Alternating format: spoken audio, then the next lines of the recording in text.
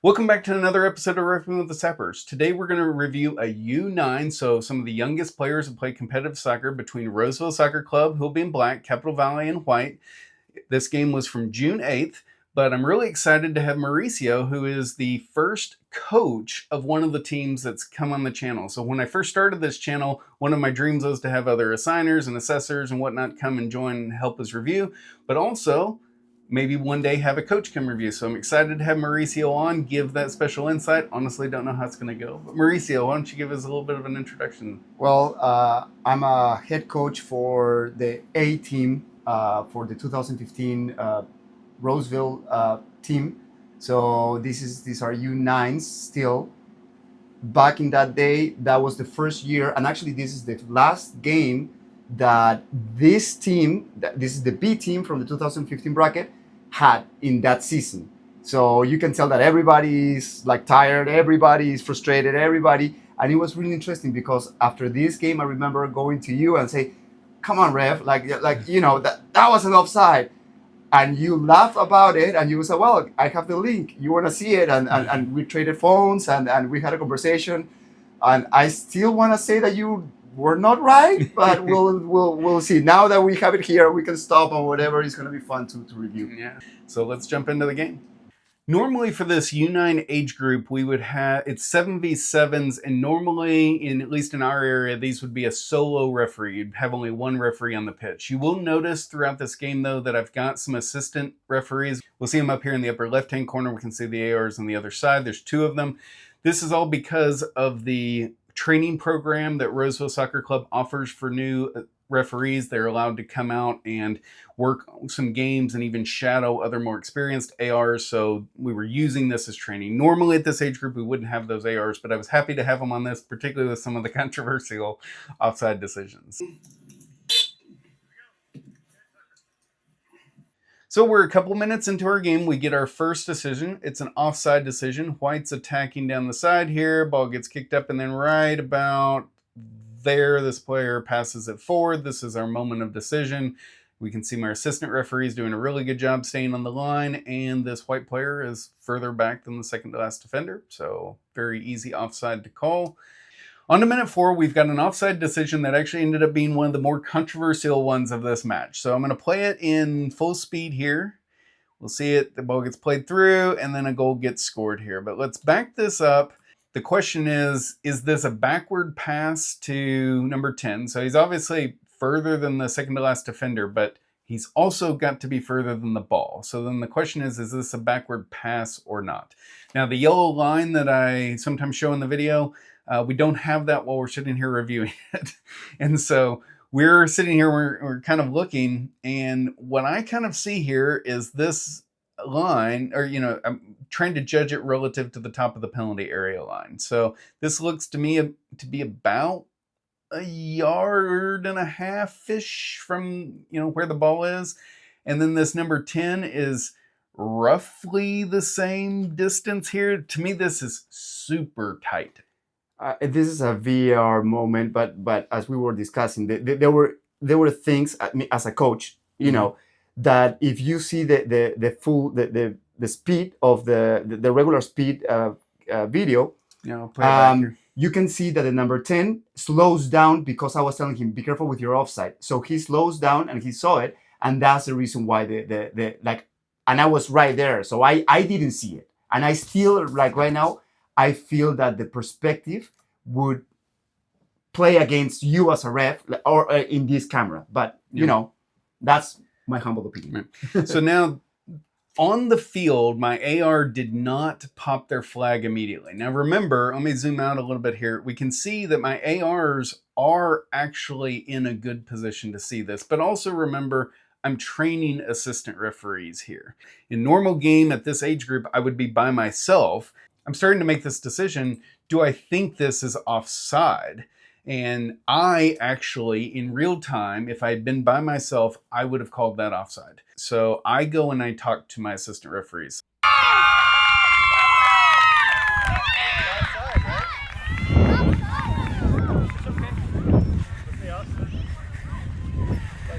So I'll be honest with you, he looked offside to me. Like his 1 foot, like his left foot. Was off? Yeah. Okay, you're sure? Yeah, I'm sure. No goal. Outside. I feel that you went and asked a question that was like, I feel that I wasn't offside, and then kind of like she was like, yeah, you know. So you see what I'm saying? Yeah. Like you went in with your decision, and kind of like she knows, or he, I don't know if she's a she or he, knew that you are the main ref, and you already came in with a decision saying, hey, I feel that this was an offside. Me as an assistant, like on something like this, like, oh yeah, like yeah, you know. Now that's a fair point. Now I think at the time I was thinking if they thought it was offside, they would have popped their flag. So now I need to explain why I'm even coming over to them and talking to them in the first place. But you're right. Maybe I skewed that decision. I'm not 100% sure without true VAR if we missed this or not. It would be impossible. Like it would be impossible. I was on the other side. I had also kind of like not an advantage, but I was coaching the offside too. So that's why I'm biased, Right. you know, right? I think it's so close we have to trust the AR's decision, but you think it's a deduction, so we'll take the half point. Half a point, okay. But I do think, let's get this back to the moment of decision. But right here's our moment of decision. Let us know in the comments, what do you think? Is this offside? Is it not offside? Realizing that the camera angle isn't correct. But let us know in the comments what you think. On to minute 8, we've got Black bringing the ball up the field, and then right here we're going to see this player come down, and he tries to kick the ball while he's on the ground. I ended up calling a trip here and granting direct free kick to Black. I like even though that Black is my team, personally I would have let that one go just to let them play, even though that there was a trip. But I feel actually he is the one stepping. Yeah, when you slow this down in slow motion, it looks like when he brings his foot around, like, yeah, he actually steps on this white player rather than it being a trip. So I think I missed this one. If anything, maybe it should have been a kick going the other way or just let play as a trifling thing. Yeah. So I think we've got another deduction there. Oops. A very short time later, in even the same minute, we've got White going on an attack into the penalty area, and we'll see here this white player, takes a shot, goalie saves it, and then they come over to the side and end up falling down. Now, unfortunately, from this camera angle, we can't really see what happened because this other attacker is right in the view of the camera. He does fall down awkwardly, but even watching it here, like, I don't see number 13, do anything with their arms or their legs act like they made some contact. And that part of the field was kind of rough. Yeah, the truth to be told, you see where they're standing right now, like right there. Like I went that morning and I filled it up with sand. Like this field was, especially that area, was very, very tough. So I had a good angle on this. I don't see anything in this video that makes me say that that's incorrect. I think we have to kind of go with the call on the field here on this one. Yeah.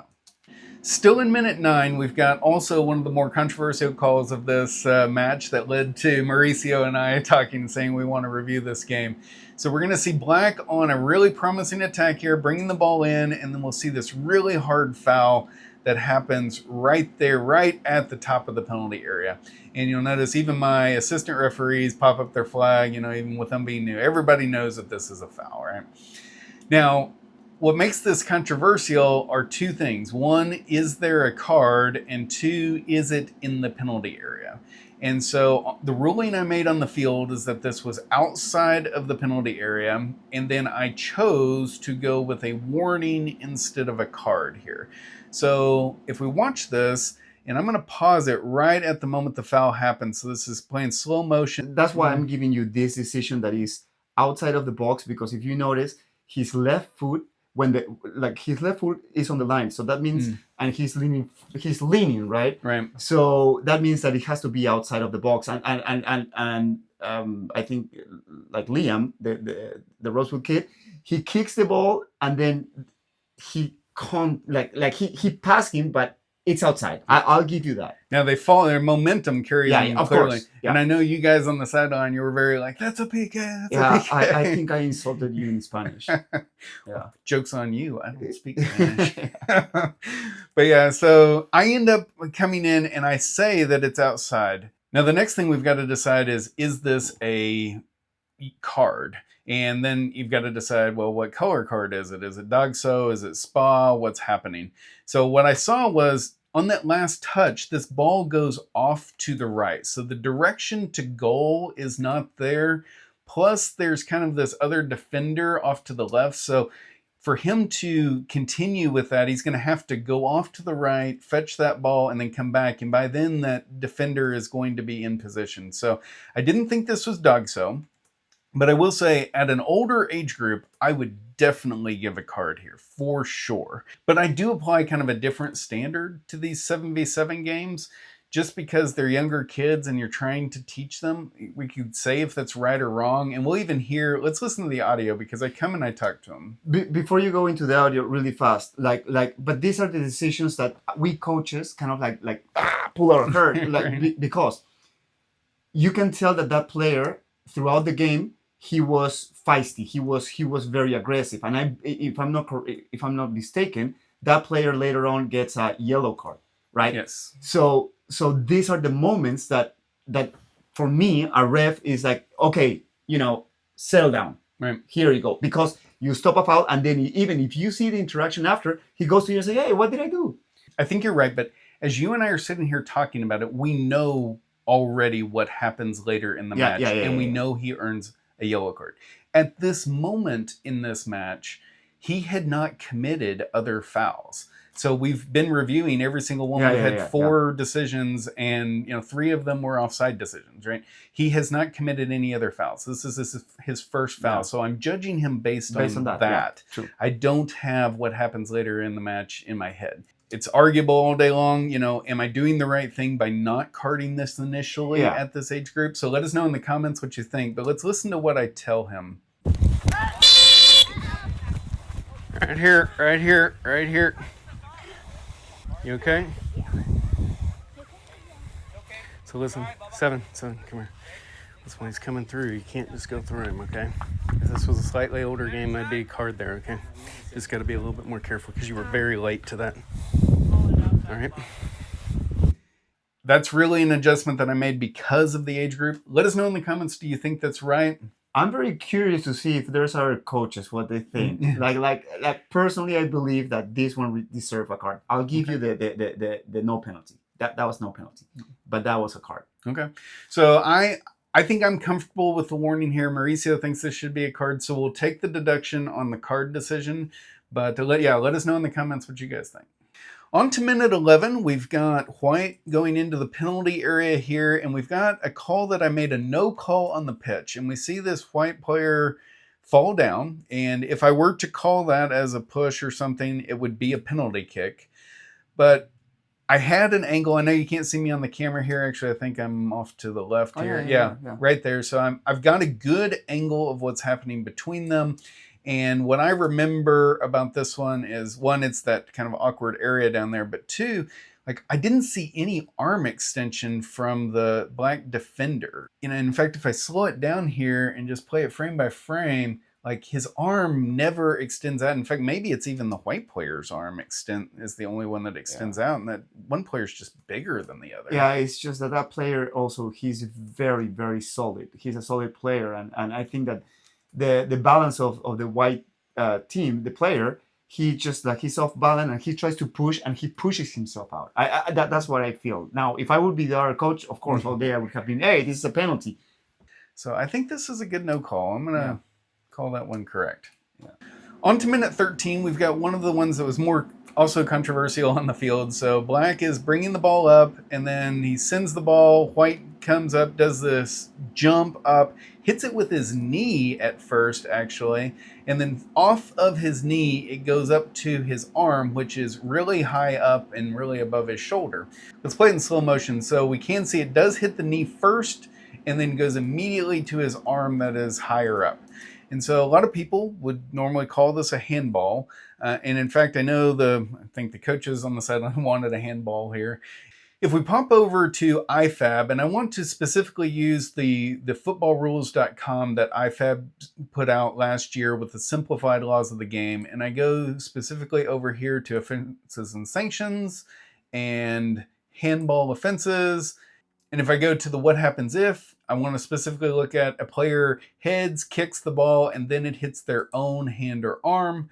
This is not a handball offense unless the ball goes directly into the opponent's goal and scores immediately afterwards. So coming back over to our video, that's really what I'm applying here. That language, by the way, used to be explicitly called out in the laws of the game, and then they kind of made it more like, well, natural position, and then they moved into the clarification section that natural position is defined differently if you kick it, legally play it, and then it goes and hits your arm, as we just saw. So that's what I was applying here. Which I like, again, I talk to you in Spanish, but I'm old school. And for me, that has always been a handball, so I call it a handball and whatever. You educated me. I was ignorant on the subject, but I would have to say, the problem is not necessarily the ignorance or the educational part, is the inconsistencies of the refs. So I've seen many times, like now that I know that rule, I say, hey, that's not a handball, right? And then the ref, oh, it's a handball. So the inconsistencies on ref also plays a part on this educational for all of us coaches and stuff. I think that's very true, and especially at the grassroots level where different refs, have different levels of experience. I would say I didn't even know that nuance until I had this happen about a year ago, and I went digging into the laws of the game and found it. And so, it's one of those things. I can totally see why that would be inconsistently called. Yeah. But I do think it is correctly called in this case. Yeah. You should see it when you have those in a penalty kick situation, because I have had exactly that happen and not give a penalty kick, and the coaches nearly lost their mind. On to minute 14, we've got a call that I made as an advantage call on the field. So here, number 28's bringing it through. He gets tripped. That's the foul. And then right there, I see this player has time, space, and options. Like he's got time. There's no defenders in his immediate vicinity. He could pass to his left. He could, touch it kind of into this open space and come in. So you see a signal advantage. Now he doesn't do a good touch on it, and then he sends it out to his other player who then kicks it back into him, and then he's ultimately able to score. I don't think there's any doubt that there was a foul here. And then I think, it's a good advantage call here. There's a question to be asked of, should I have called it back because the advantage didn't truly materialize? Even though ultimately they do go in and score. When that ball gets kicked out, that's a different area. But the reason I didn't pull it back here is that he had time, space, and options. He just mistouched it.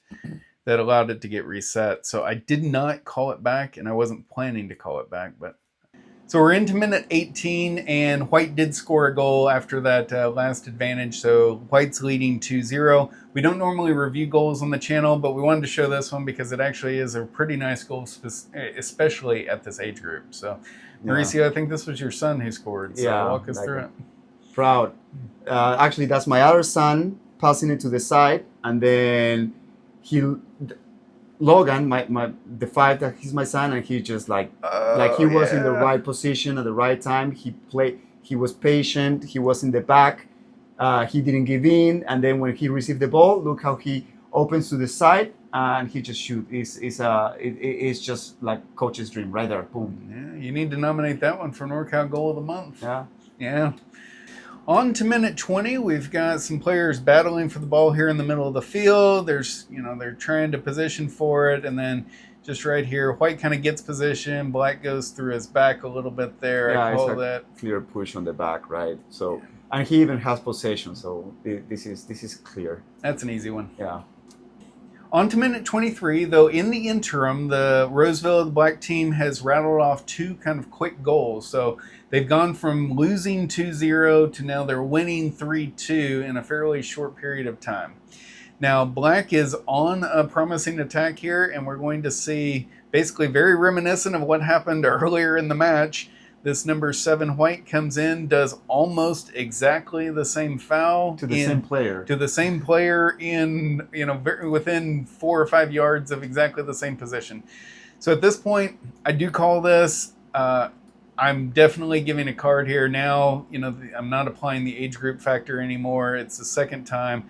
I think I come in here and I even tell him it's the second time. So let's listen to the audio. Showing. Listen, it's the second time, okay? Now, I think this is where, there's that argument to be made of should I have gone with the card the first time? Because at this point, maybe this foul doesn't happen if he's already on the card because he's more careful.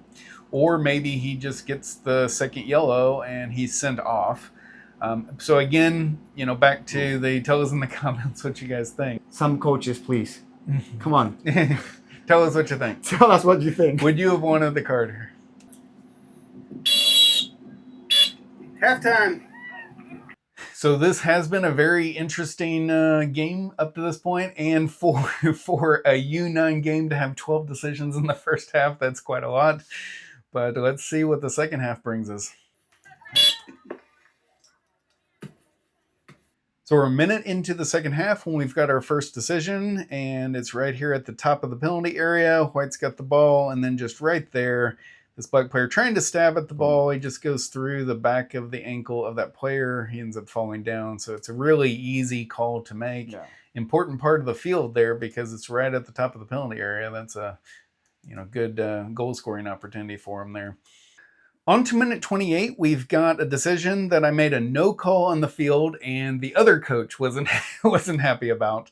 But let's watch it. The White's bringing the ball up the other side, on the far side, and then we see, unfortunately, the camera is grainy here. But I'll tell you what I saw in real time and what I think I see confirmed by the video here is that White takes an extra hard touch and Black actually gets position and steals this ball. So in fact, if I slow it down here, right there's the hard touch, and then right there, Black's right foot comes in. It's a little bit in the shadow, but he gets position. He touches that ball back to the inside to himself. And then the White player, still trying to keep his possession, runs into the back of that Black player. So, that ball went directly where that Black player thought it was going to go. So honestly, I thought this was a no call on the field. I thought Black just picked his pocket, and White then initiated the contact afterwards. Looking at the video, I think I see exactly what I saw in the field. Now we'll listen to the audio. Funny thing is that Ryan, that is a player, he also feels like he made a foul, right? He stopped and like whatever. But your advantage point, you are in the perfect position. Of course, I'm happy that you made that call. Man. I would have also talked to you in Spanish if I would have been there, coach. Joke's on you. I don't speak Spanish. Yeah. On to minute 32, we've got White on another attack here. He's trying to bring the ball over to the right, and then there just Black kind of goes through, gets, White's got possession. White kind of clips him from behind, also gives him a little shove in the back, and that's a pretty straightforward easy call to make. That's straightforward. Now on to minute 36. In the interim, White has rattled off another goal, so we are now tied 3-3. Of course, everybody's really excited about this game, and it's been interesting from the beginning.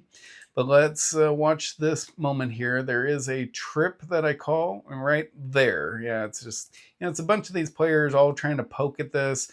And then I saw this Black player, he tries to poke through to the ball, and in the process, he kind of went through the back of the leg of that White attacker. So several minutes go by before our next decision. We're into minute 41. Black is taking a throw in down in their attacking third. This throw in happens. And then right here, there's just a pass. Right there's a moment of decision for an offside. And we can see the person who took the throw in is kind of camped out down there and is closer than the second to last defender. So we call an offside there.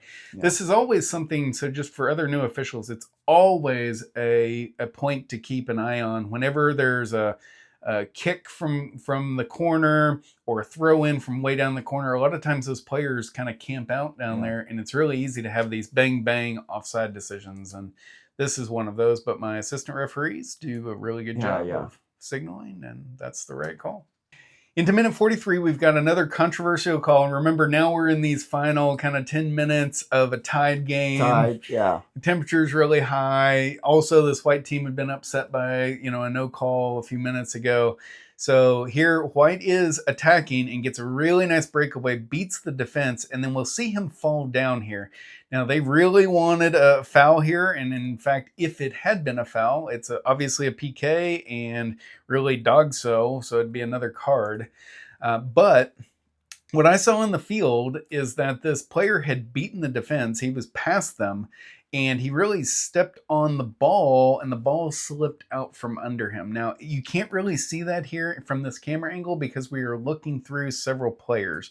But if I kind of play this in slow motion. Yeah, White's ahead. The left defender is going, actually, if you notice, is going to the goal. Right, He's yeah. going to the goal. The right foot is behind the player, Yep. while the 13, his left foot is way behind the player. So And you can see his foot's already slipped up off that ball, or the attacker's foot's already slipped. Yeah. So he's already going down. That's from that slip. So I made this a no call, and honestly, I don't see anything here that says I got this wrong. Now, it was interesting. The sideline here was really upset, but it wasn't actually the coaches. It was the players who were upset. So let's listen to the audio, because I go over and I talk to the coach about his players. No, no, no, no.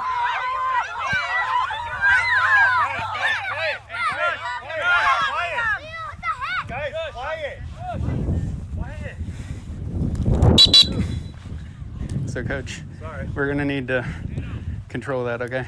I mean, I know that they're little, but like we gotta be better. Okay. All right.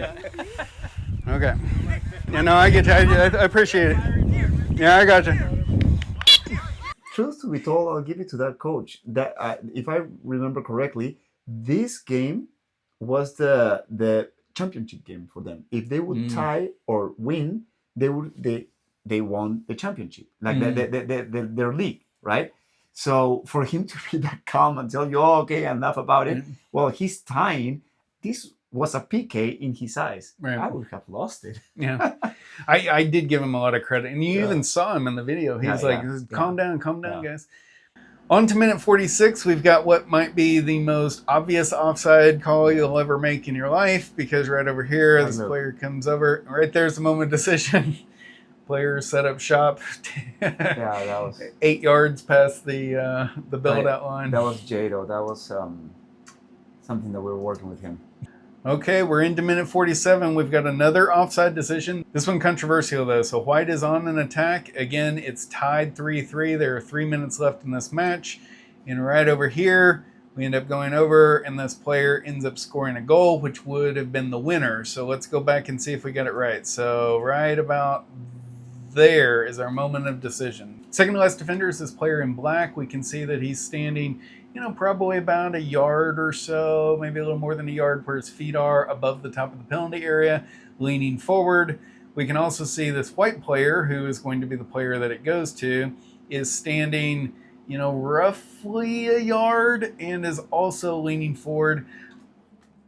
And my assistant referee is in a pretty credible position for that. Maybe a little bit closer, but I think in a good position. So she ends up calling this offside.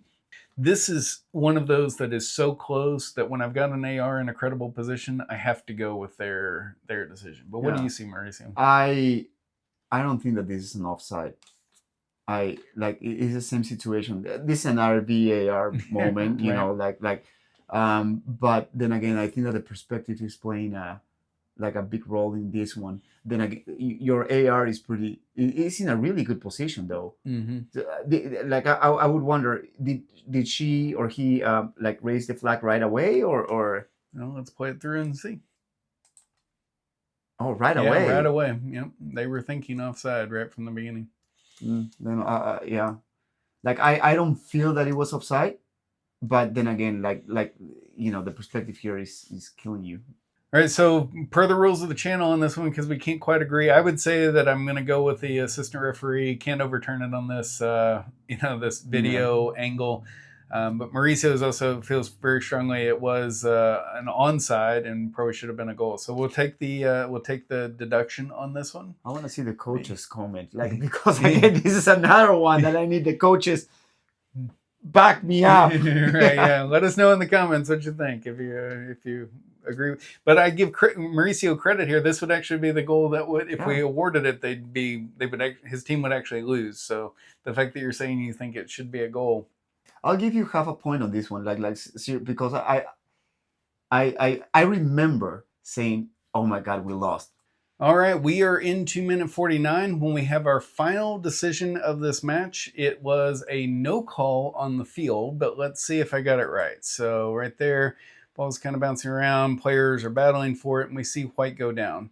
Now at the time, what I saw, and I'm right there in the middle of them, I thought this white player stepped on the ball, kind of bounces up off of it, and then lands awkwardly on his ankle. And, any kind of contact there I thought was just kind of incidental. But I guess, Mauricio, what are you seeing on this one? So if you stop it like in contact, the contact happens. Yeah, look right there at the knee level. So he's in the air, and then there's a contact at the knee level, not at the ankle, and then he falls down. So for me, there's contact, and even when the player stands up, look what he does immediately. He's grabbing the knee, not the ankle. This is for us players, and like this is a very, very common.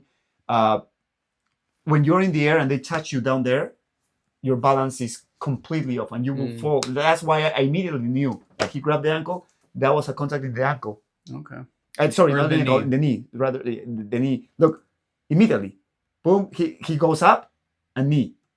I feel that this is a foul.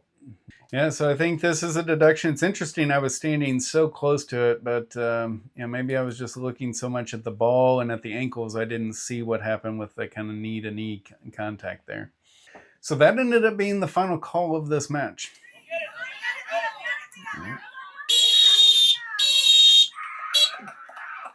That ended up being a really interesting game from beginning to end. Obviously temperatures being, particularly for a U9 match. Yeah. Ended in 3-3, had some controversial calls, some stuff that we think that we missed here, and really would have actually changed the outcome of the match because, well, I guess we took away maybe a goal that maybe could have been a goal for you guys in the first half, but we also took away one from them that could have been a goal in the second. So maybe, I think that it was a little bit more of a, for me, the decision making of the yellow card would have changed the because it was at the very beginning. That would have changed the entire feel of the next of the game. Right. But then again, I'll give it to you because we have the cameras, right? And we have the all this time and discussion and whatever.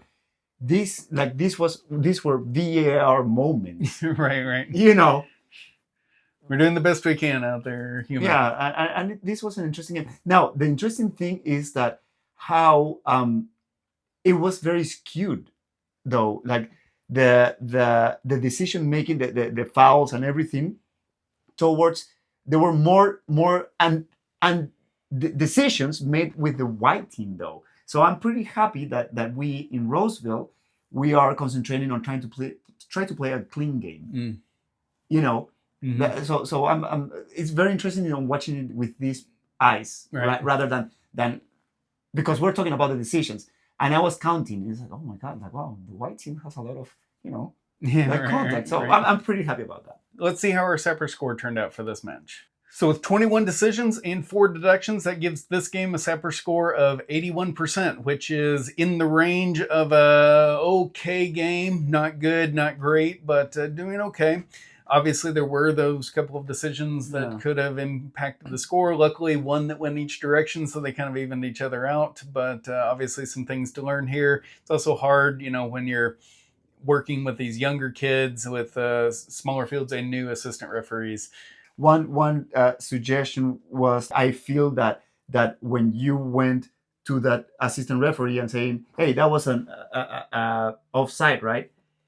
I think that you might have skewed her decision. But that's, other than that, everything else was very, very contained, very, very on the gray, on the gray. This could have easily been a 95%. Yeah. But because argument and because I'm a coach and you're a ref, you need to give it to me. I'm a guest. But whatever, I think that this is a really good game to review. But I really appreciate Mauricio. Like I said, one of my dreams of this channel was to have even a coach come on do a review. I appreciate that you reached out to me after this match and we had a discussion about some of the controversial calls, shared the video, and that you were willing to come and invest the time. It was a very unique perspective and a new dynamic to the channel, and I appreciate you reviewing this with an open mind. And I appreciate all of you guys, all of the refs. your daughters and like every single ref that comes in and goes and makes this decision and get exposed to things, right? Right. I don't have anything but gratitude to you guys. So that wraps up this game review. Thanks for joining us for this one. Join us back here for our next one in a few weeks. I'm Scott. I'm Mauricio. And we'll see you out on the pitch. Because I do think it's so close. And that very well might be on. But it's also not like you guys as coaches didn't see it either. No, Here I went from being worried I was going to have a perfect score to now I'm going to have the okay. All right. I will tell you, other referees make either the best people to have as coaches and spectators or the worst people to have as. And sometimes like I'm vocal but I'm vocal towards the game, right? Like hey, you know, I'm very male, very. But he goes, hey ref, are you gonna call that? It's like, hey dude, like shh, you know. You really think that was a foul? And I Yeah. turned around and I was like, I blew my whistle, didn't I? Yeah. And it's one of those things where, like, as an official, like, I'm kind of curious from the coach's perspective, like, what are coaches trying to accomplish by that? Because I'm sitting out there thinking, like obvious, like, if you just think about it, you will answer your own question. Like, There's another game that we play too. Okay. That we try to bias you. You know, there's games that we play. So I would ask, do you think that works? It worked for me the last time.